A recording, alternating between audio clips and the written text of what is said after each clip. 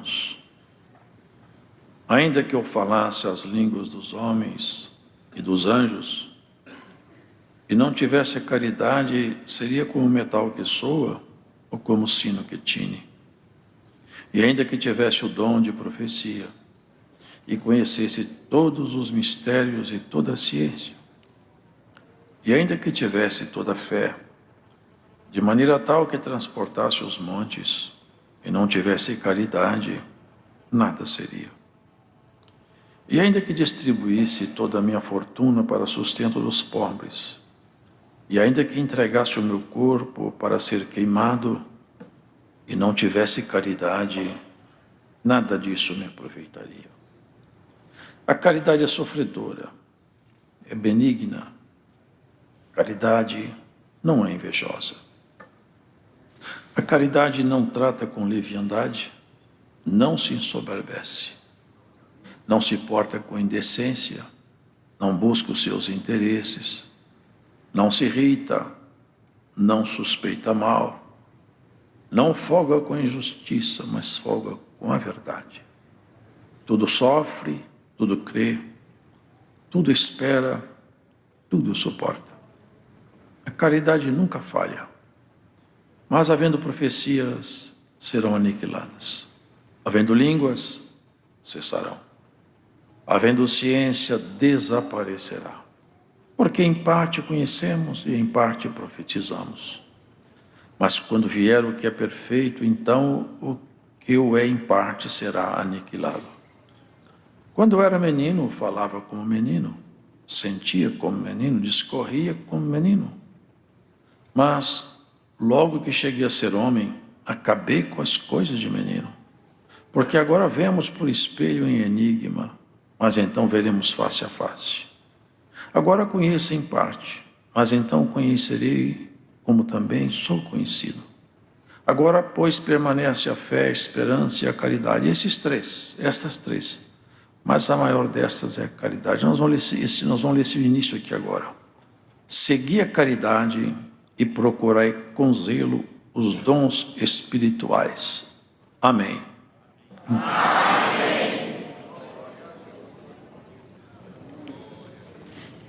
Aqui, irmãos, é mostrado o que há de mais valioso, mais alto, mais sublime. No título desse capítulo, vem escrita a suprema excelência da caridade. Porque aqui o apóstolo deixa bem claro as leis, a organização, os ritos da lei, todo o conjunto de cerimonial, tudo aquilo ali era uma figura. O Senhor mesmo falou, eu não posso me satisfazer com sangue de animais. E se eu quisesse um animal, eu também não pediria a você, porque a terra inteira é minha, eu mesmo pegaria. Eu apenas aceito isso aí, é para chegar um tempo da maturidade com o ser humano. Porque Deus, Ele é assim conosco. Ele vai nos trabalhando, até que a gente possa atingir uma estatura, que a gente possa então passar a compreendê-lo.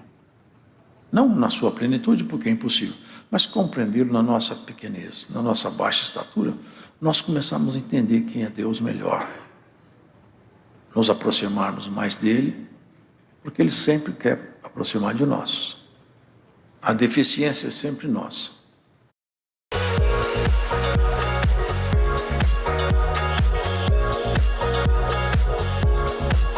Ele sempre quer aproximar de nós. A deficiência é sempre nossa. E ele tem um tempo por causa de nós, não por causa dele. Ele olha cada ser humano e com cada um ele ajusta o seu plano segundo o tempo da nossa maturidade. Se nós andarmos mais depressa, ele anda mais depressa na nossa direção. Nós andarmos devagar, ele vai aguardando. Quanto tempo Deus esperou até que Jesus fosse manifestado aos homens, irmãos? aproximadamente 4.000 anos na contagem bíblica. Deus ficou 4.000 anos esperando o tempo oportuno de trazer ao ser humano um pouco mais daquilo que estava escondido com ele. A graça maravilhosa de Jesus. E assim, dentro do universo da graça, ele também mostra que a graça é uma coisa magnífica demais, mas dentro desse universo tem preciosidades. Dentro da graça. Muitas pessoas confundem graça com a palavra de tradução muito simplória, perdão imerecido, ou confunde graça com organização religiosa. A graça é o trabalhar definitivo de Deus em nós, é Cristo, pelo Espírito Santo, nos transformando de uma forma sobrenatural. Sobrenatural. E essa transformação, ela tem um cerne, o núcleo, o fundamento dela. E aqui, se os irmãos prestarem atenção, o servo de Deus começa a discorrer, mostrando que um conjunto de virtudes, são dons, que são bonitos, mas não é suficiente, não é objeto de Deus. Tem muitas pessoas que acham que a graça de Deus se resume num dom, se resume numa manifestação. Reduz a graça de Cristo numa coisa muito pequena. Tem lugar que nem dons eles acreditam, eles reduzem a graça de Deus em um estudo filosófico da Bíblia. Tem lugar que a graça de Deus para eles é o seguinte, é o quanto que eles são capazes de sistematizar o conhecimento bíblico. Mas a graça de Deus está sobre tudo isso aí. Ela fez Paulo, esses dias eu vi, irmãos, as viagens de Paulo, eu vi uma comparação. Paulo viajou mais ou menos 10.400 quilômetros. Agora, vocês imaginam alguém viajar 10.400 quilômetros em cima de animal, andando a pé, naqueles barcos rudimentares, naufragando, no meio de bandidos, no meio de animais selvagens. Trabalhou, e ele falou, trabalhei mais do que todo mundo, todavia, não eu, mas a graça de Deus que está em mim. Vocês entendem isso aqui? A graça é esse poder transformador, e dentro da graça tem uma preciosidade, uma beleza, uma joia de valor muito raro, que é o que há de mais precioso. Sabe o que é? É o amor. Os dons brilham. O dom, porque também muitos não creem em dons, mas nós cremos, e sabemos e convivemos com eles. Mas o dom é um instrumento que Deus coloca disponível nos seus filhos. E é muito bonito, mas também não é o coroamento. O coroamento é o amor. É tanto que eu posso ter todos os dons disponíveis na prateleira do céu, mas se não tiver amor, eu fracassei, falhei na minha missão. E às vezes quem não tinha dom nenhum visível, mas o amor batia forte no peito, o Senhor fala, você venceu. E o que significa vencer? Guardar a fé. Isso que significa vencer, guardar a fé. Não apostatar-se da fé. E Paulo explicava isso. Olha, eu quero que vocês tenham dons, eu quero ver uma igreja rica em manifestações espirituais, mas eu quero que vocês tenham equilíbrio no que é que eu vou explicar aqui. Tenham dons, mas cada dom que você tiver, coloca sempre o guardião, o amor, para que esse dom seja cativo ao amor, e não te torne arrogante nem soberbo. Muitos têm dons, mas não têm amor. Serve para todo mundo, mas não serve para ele. E se ele não tiver amor, parte daqui, ele é um trabalhador que perdeu sua jornada. Tem muitos lugares que eles ensinam que ninguém nunca mais pode perder a salvação. Vocês não acreditem nisso, viu, irmãos? Eu vou falar isso enquanto eu estiver vivo.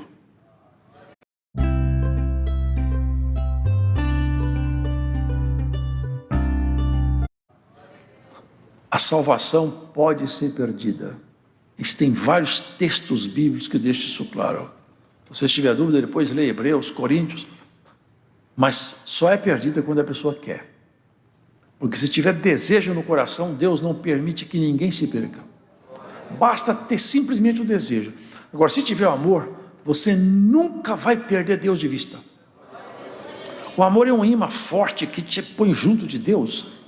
Sabe, um dia, Jesus estava ensinando, e sempre tem uns especialistas em Deus, né? Os religiosos.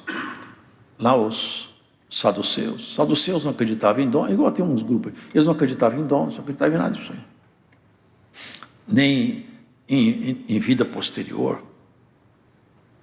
Então eles quiseram colocar Jesus Cristo num dilema. Senhor, nós queremos te fazer uma pergunta. É sempre assim, com essa aparência de bonzinho, mas era para criar em Jesus um fracasso na resposta, fazer ele passar vergonha. Tinha um homem, agora eles não vejam, uma mulher casou-se com seu marido, mas só que o marido morreu. Aí ela casou-se com outro. Mas ele morreu também, ela casou com outro. Ele morreu, e assim foram 7 maridos que ela teve. 7. Depois, por último, o 7º morreu. Eles queriam colocar Jesus na parede com essa pergunta. Porque se tem ressurreição, vocês falam que vão reencontrar, agora eu quero ver que resposta que Jesus vai dar. Na ressurreição, de quem essa mulher vai ser esposa? Se 7 homens a tiveram por esposa. O Senhor falou com eles calmamente: vocês erram muito. Sabe por quê? Por 2 razões. A primeira delas é que vocês não conhecem a Escritura. E conhecer a Escritura é o dever de todo crente. Conhecer a Escritura. E depois vocês não conhecem o poder de Deus. Quem morre? Aí ele fala uma coisa muito bonita. Os que morreram, quando dá a ressurreição, sabe o que ele fala? Nunca leu? Deus dizendo: eu sou Deus de Abraão, de Isaac e de Jacó. Eu não sou Deus de mortos. Ninguém morre para depois encontrar comigo, não. Quem morreu está comigo. Eu não sou Deus de gente morta. Quem é meu está comigo. Não o corpo glorificado ainda, porque isso vai ser na segunda volta dele, mas esse é outro assunto. Mas, irmãos, entende? Esse é o ponto. Eu não sou Deus de mortos. Quando da restauração dos tempos, ele explicou: não se casarão, nem se darão em casamentos, porque eles serão semelhantes aos anjos dos céus. Ele está dizendo o seguinte: depois que essa guerra acabar, nós não vamos ter esse corpo de animal que nós temos não, irmãos. É corpo de glória, é corpo como de um anjo, não tem sexo, porque o sexo é uma marca de animalesca em nós. Anjo não tem sexo. Homens e mulheres que se salvarão, perderão essa natureza. Nós vamos ter a nossa alegria diretamente pulsante em Deus. Nós vamos estar de ligar diretamente com Ele. Aqui nossas alegrias são prazeres transitórios. Lá vai ser definitivo e constante, diretamente em Deus. Ele silenciou aqueles homens. Aí veio um fariseu, chegar na questão do amor. Mestre, qual que é o melhor mandamento que tem? Olha: amarás ao Senhor teu Deus de todo o teu coração, de toda a tua força, de toda a tua alma e de todo o teu ser. E o segundo: amarás a teu próximo como a ti mesmo. Toda a lei, todos os profetas estão resumidos aqui. Vocês perceberam? Amor resume tudo. Se você é capaz de amar, dá glórias a Deus. Porque você só está na graça porque Deus te amou primeiro. Amá-lo é o dever nosso. Vem aí o 4 do 4, liquidação Shopee. No dia 4 de abril, serão 8 mil. Amá-lo é o dever nosso. Ele nos amou primeiro, nós temos que amá-lo. É uma retribuição mínima que nós temos que dar para ele. E Paulo explicava: ainda que eu falasse a língua dos homens e dos anjos, supondo num idioma celestial, hipotético aqui, ele falava, ainda que eu falasse aquele linguajarzinho, eu não acho que Paulo estava tão hipotético assim não, viu? Sabe por quê? Porque ele foi no terceiro céu. Então ele é um homem à parte. Bom, ainda que eu falasse a língua lá de cima e a língua dos homens, que eu conhecesse todos os idiomas, eu não tivesse amor, eu seria como metal que sou, ou como sino que tine. Ou seja, eu faço barulho, mas fica só nisso. É um ruído. Eu preciso ter amor. Ainda que eu tivesse o dom de profecia. Interessante que na frente fala, procurai com zelos os dons espirituais, mas principalmente o de profetizar. Vocês estão vendo? Mas se eu tiver o dom de profecia e não tiver amor, sabe o que ele fala que eu sou? E conhecesse todos os mistérios e toda a ciência, ainda que tivesse toda a fé, de maneira que transportasse os montes. O Senhor Jesus falou, se você tiver fé como um grão de mostarda, você fala para essa moreira que está aqui, lança-te no mar e ela vai ser lançada lá. Se eu tivesse essa fé que Jesus falou, olha, sem a caridade eu nada seria. Vocês percebem que o amor não tem como abrir mão dele? E o amor não é alguma coisa que você recebe, não. É alguma coisa que você pratica. É fruto de prática. A ordem é amai. Então nós temos que amar praticando o amor. Aqui ele deixa bem claro que as obras sociais são muito boas, mas não levam à salvação. Tiago dá uma explicação sobre isso aqui, que muitos já fizeram confusão.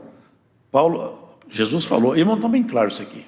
Olha, Paulo escreveu na carta aos Efésios e em outros locais está escrito, nós somos salvos pela graça mediante a fé. Isso não vem de vós, é dom de Deus. Não vem das obras para que ninguém se glorie. Bom, ninguém pode se salvar pelas obras. Tiago fala na frente, quem tem fé e não tem obra, não tem nada. Porque fé sem obra é fé morta. Como que eu contemporizo isso? Como que eu junto uma coisa com a outra? Eu não posso ter obra que me leve à salvação, porque eu não tenho competência, por isso ninguém tem.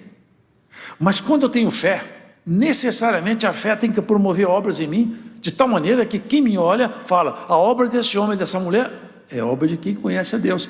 Porque a obra é fruto do Espírito. Pode ler lá em Gálatas. O fruto do Espírito, não é os frutos não, o fruto do Espírito é caridade,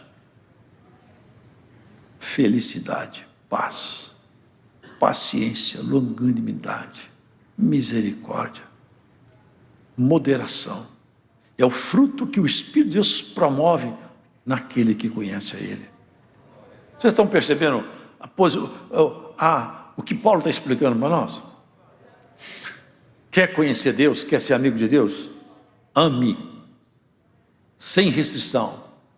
Ame seu próximo, seja ele quem for. Ame a Deus.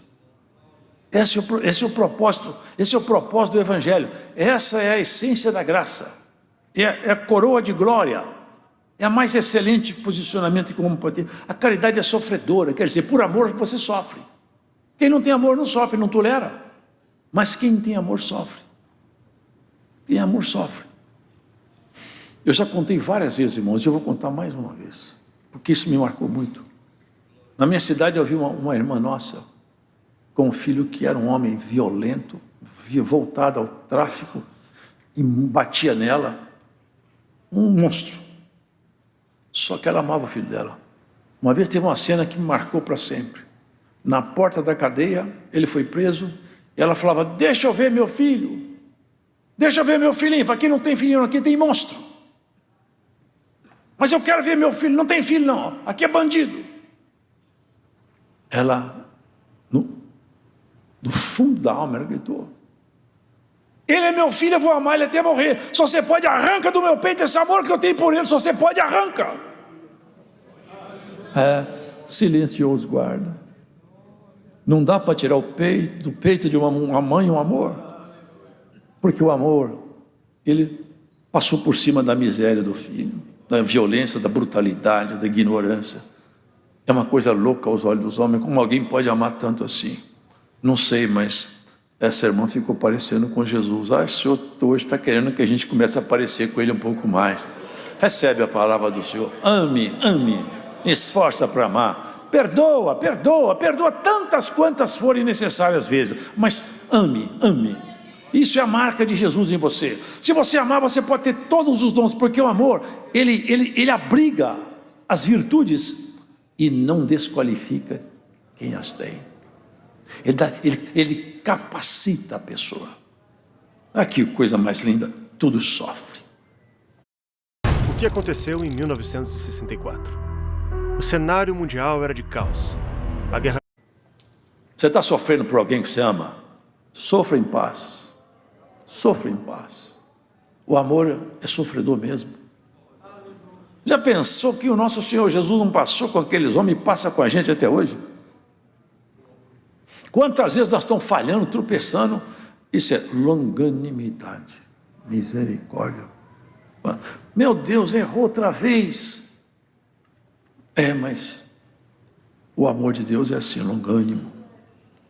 Isso aqui, irmãos, é benigna, faz bem. O amor não faz mal a ninguém. Por isso está escrito: não devais ninguém a nada, a não ser o amor com que vos ameis uns aos outros. Toda a lei se resume nisso. Amor. Quem ama cumpriu toda a lei. Quem é capaz de amar, e não é amar só quem trata você bem, não, porque isso até é fácil. Difícil amar quem não te trata bem.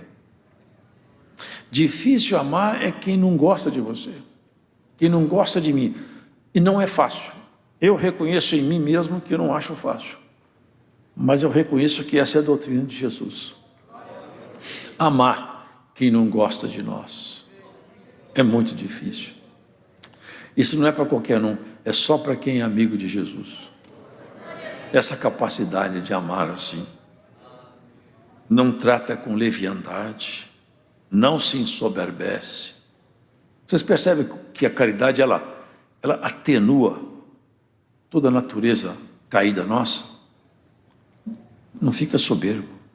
O amor não deixa a pessoa ser soberba. Eu falo isso aí por mim, eu creio que os pais e as mães falam por eles também. Se alguém falar comigo do meu filho, seu filho é muito melhor do que você não chega aos pés dele, eu dou glórias a Deus. Eu gosto de ouvir que meu filho, falar que minha filha e meu filho que Deus levou, falavam bem dele. Pode falar que ele é 1000 vezes melhor que eu, para mim é música nos meus ouvidos. Eu amo. Assim, o amor não permite que a inveja apareça. Porque quando você percebe que alguém tem um brilho e você ama, você fala: louvado seja Deus. Deus se apresentou naquele irmão, naquela irmã, e eu fico alegre porque eu amo ele, eu amo ela. Não tem competição entre nós. Nós estamos unidos no mesmo sentimento de amor. O mundo é competição, é um tentando puxar o tapete do outro, ver se a pessoa cai. Mas na graça de Deus não pode ser assim. Você pode ser acusado, caluniado, você não pode caluniar. Pode desejar mal para você, você não pode desejar mal para ninguém. O preço que se paga para ser cristão é esse aqui, é viver fora do padrão do mundo, é sair da regra comum do mundo, é fugir das medidas humanas. Não busca os seus interesses, não se irrita. Olha, irmão, como que é difícil o amor. Não irritar. Já pensou isso aí? Sabe o que está escrito? Olha que interessante. A ira não se abriga no coração do homem sábio. Ele segura. Já pensou o que é Jesus Cristo tomando um tapa no rosto, cuspida no rosto? Se ele quisesse, ele parava todo o universo, o cosmos, acabava com o cosmos. Tudo está sustentado pelo Verbo eterno. Uma palavra dele não ficava nem uma estrela. Tomando um tapa no rosto, batia nele e perguntava: quem é que te bateu? Ele não se irritava. Isso aqui é muito difícil, né, irmão? São coisas muito sublimes. Não suspeita mal, desconfiar de um de outro e fazer comentários a partir de coisas infundadas ou de coisas que você ouviu e não tem certeza. Isso fere a caridade. A caridade tem muita coisa nela, né, irmãos? Tem muita coisa nela. Não folga com injustiça. Você vê injustiça, deixa para lá, não sou eu. Não. Está vendo injustiça? Trabalhe para que ela não continue. Não deixe a injustiça prosperar onde você está. Folgue quando você vê a justiça chegar no lugar onde ela deve estar. Mas folga com a verdade. Tudo sofre, tudo crê, tudo espera, tudo suporta. Caridade nunca falha. Agora vem aqui um ponto, irmãos, que tem gerado bastante incompreensão por aí. Tem igrejas, inclusive, que pegam esses pontos aqui e fazem o ensinamento doutrinário. Tem determinada denominação religiosa que ela faz o ensinamento doutrinário completamente fora de contexto. Quer ver?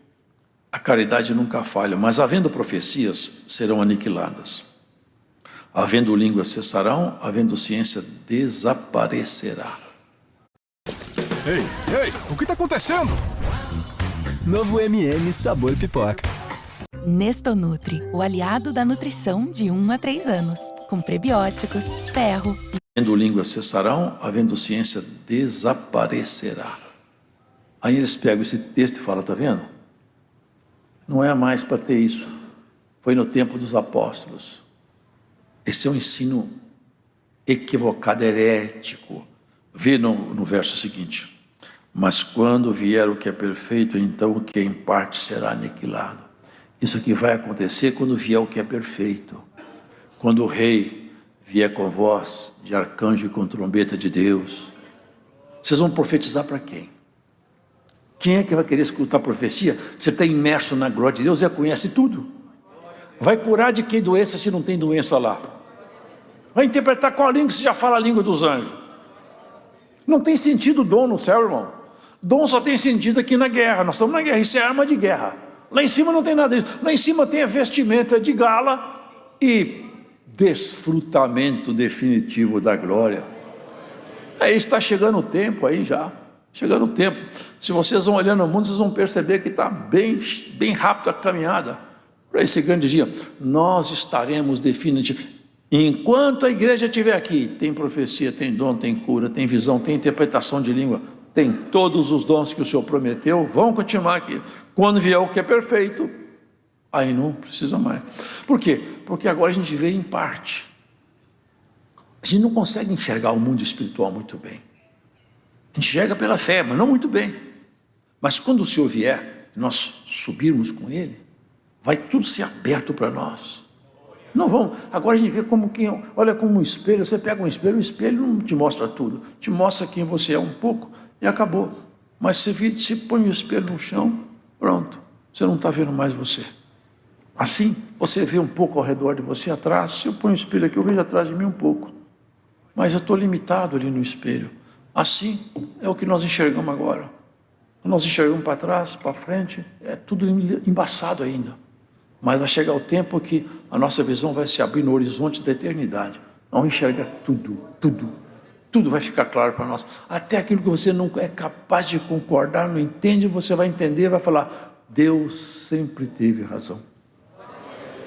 Você vai ver que muitas coisas que você viu acontecer aí, já falaram comigo muitas vezes. Eu pergunto para você, cadê Deus na morte das crianças? Cadê Deus na fome? Bom, primeiramente é o seguinte, irmãos, só tem tudo isso porque o homem se afastou de Deus. O amor de Deus nunca foi negado, foi o homem que se afastou. Deus está onde Ele sempre esteve, nos esperando, agora no Evangelho da Graça. Aonde você estiver, se você passou por injustiça, sofrimento, dor, angústia, perdas, lembra disso, a culpa não é de Deus. Deus não tem culpa disso aí. A culpa é da própria humanidade nossa e do nosso inimigo que aproveita as brechas da nossa história. Mas em Deus, a culpa que tem, sabe qual é? A culpa que Jesus pagou lá na cruz do seu pecado e do meu. Essa é a culpa que Ele pôs no ombro de Jesus. A culpa da sua miséria e da minha. Se você for até a cruz de Jesus com o seu olhar, você vai ver que as suas misérias foram pagas. E dá para ser amigo de Deus. Dá para ter amizade com Jesus. E mesmo que você não entenda muita coisa, Mas tem tantas que você não vai entender mesmo. Caminhando pela fé, tudo crê, tudo suporta. O que você não entende, você creia. Deus está certo. Eu não estou entendendo, mas Deus está certo. É uma palavra tão bonita, não é? Uma pessoa fala, eu não sei, mas é o que Jó falou. Eu tinha tudo. E era só coisa boa. Agora, de repente, Deus ficou bravo comigo, tomou tudo. E eu não tenho mais nada. Só tem choro, sofrimento. Até os moleques, que o pai deles eu ponho para tomar conta do meu gado lá fora, agora faz brincadeira comigo. Mas o que eu vou fazer? Ele é que manda. E eu estou aqui embaixo, não posso brigar com ele. Mas eu acho tão bonito o encontro, vocês lembram disso? Jó cansado de chorar. Um dia só um redemoinho aparece. A voz calma do Senhor. Quem é esse que fica aí obscurecendo o meu conselho? Começa. Ô Jó, onde você estava quando eu fazia o fundamento da terra? Quando eu construía as estrelas? Onde você estava? Vamos conversar aqui um pouco. Você está questionando tanta coisa. Onde você estava quando eu falei para o mar? Ó mar, eu quero que você ponha e as ondas quebrem aqui na praia, tá bom? Não saia da praia.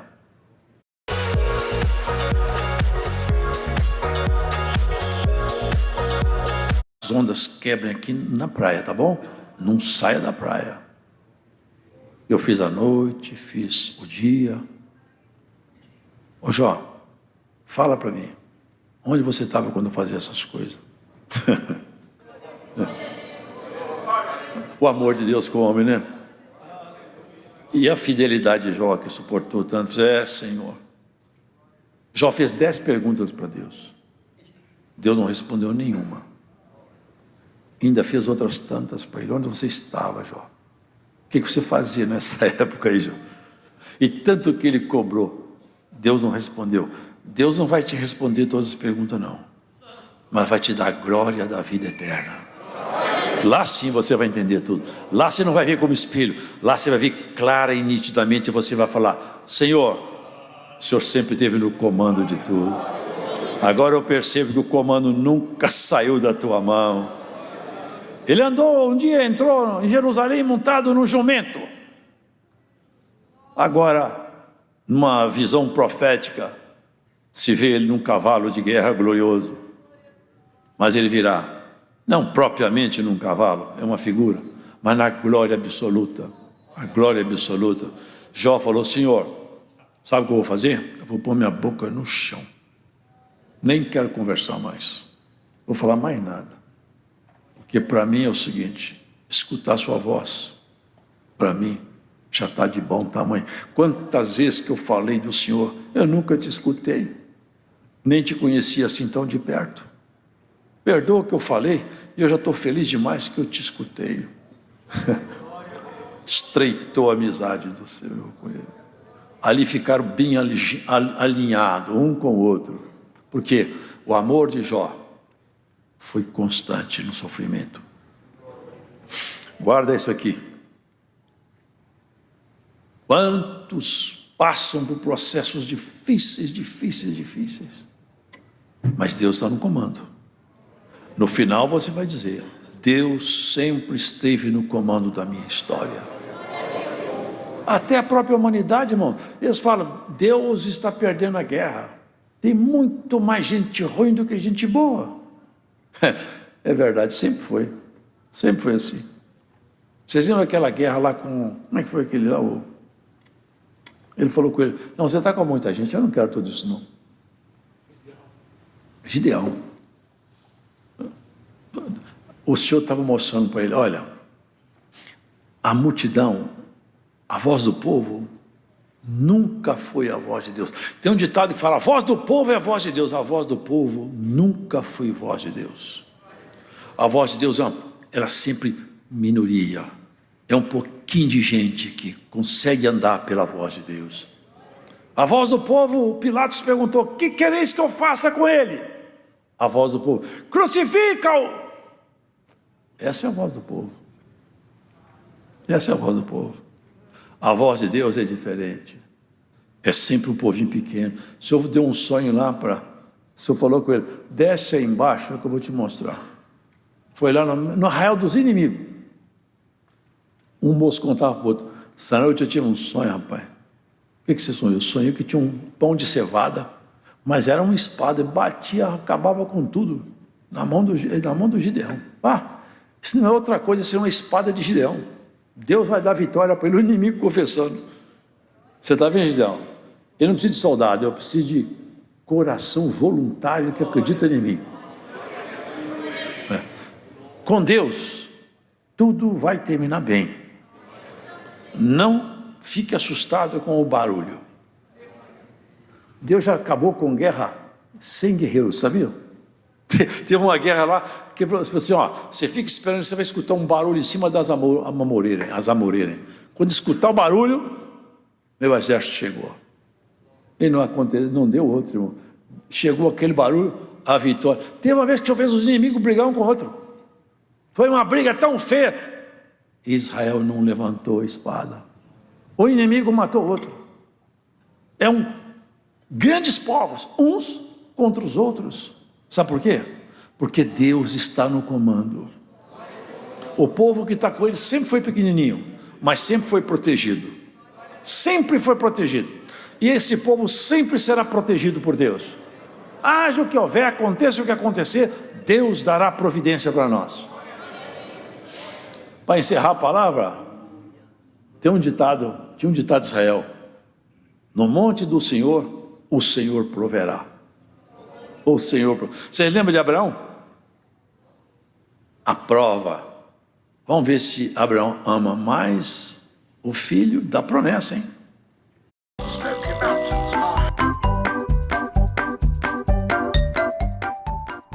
Em todas as possibilidades. Surpreenda-se você também com a líder em 5G. Do que eu. Mas não era para Deus tirar a prova com ele. Era para Deus tirar a prova com os homens e com a nossa adversária. Era uma guerra do Senhor. Fez com Jó também. Abraão, me dá seu filho. Ele podia falar, não posso dar. É o filho da promessa, eu nunca vi o senhor fazer isso, agora vai fazer eu matar meu filho? Isso é uma coisa que eu não posso fazer. Irmãos, eu teria respondido isso para Deus, infelizmente, eu teria falado. Se fosse eu confesso a minha fraqueza, eu falar para Deus, eu não faço isso aí não. Mas Abraão era muito melhor do que eu, né? Falou assim, o senhor quer que eu mate meu filho? Provocou nele um contraditório muito forte, irmão. Colocou nele uma situação inaceitável até. Mas a questão é o seguinte, Deus foi lá dentro do coração de Abraão e tirou o amor que estava escondido e mostrou. Vou mostrar para vocês o que está dentro do coração desse homem. Pelo filho todo mundo já sabia, mas por Deus estava escondido. Ele nem falou com a mulher dele, vou matar meu filho, porque a mulher não deixaram. De jeito nenhum, meu menino você não vai levar. Era o único. O outro já tinha mandado embora. Não, eu vou levar meu filho. Saiu 3 dias andando com o menino. 3 dias, foram 3 dias que deve ter o inimigo batido na cabeça dele. Você vai sacrificar seu filho, seu próprio filho? Que amor de pai é esse? Mas certamente fala, o amor de pai é forte, mas o amor de filho do Altíssimo está mais forte que o amor de pai. Eu vou adiante.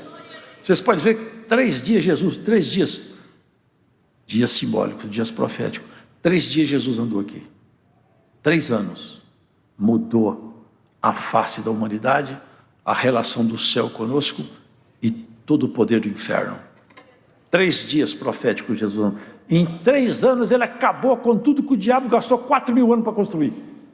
Em 3 anos ele virou toda a história, mudou a nossa história.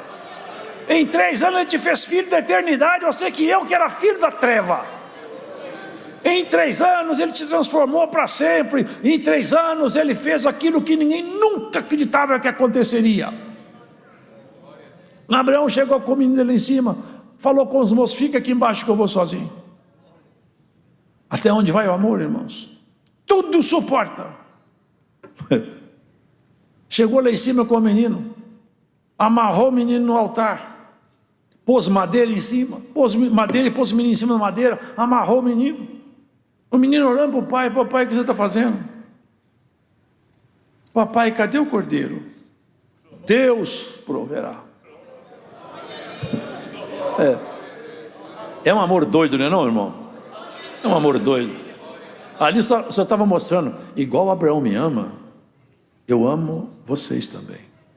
Só que eu vou poupar o filho de Abraão. Ele não sabe que eu vou poupar. Eu escondi comigo o meu trunfo. Eu não vou deixar ele matar o filho dele, mas o meu filho eu vou deixar matar. Por tanto que eu amo vocês. É o tanto que eu te amo, que meu filho eu vou deixar morrer. O dele eu não vou deixar, mas o meu eu vou deixar. Vocês entendem essa figura? O anjo que acompanhava Abraão estava ali. Ele não sabia o que estava no coração de Abraão.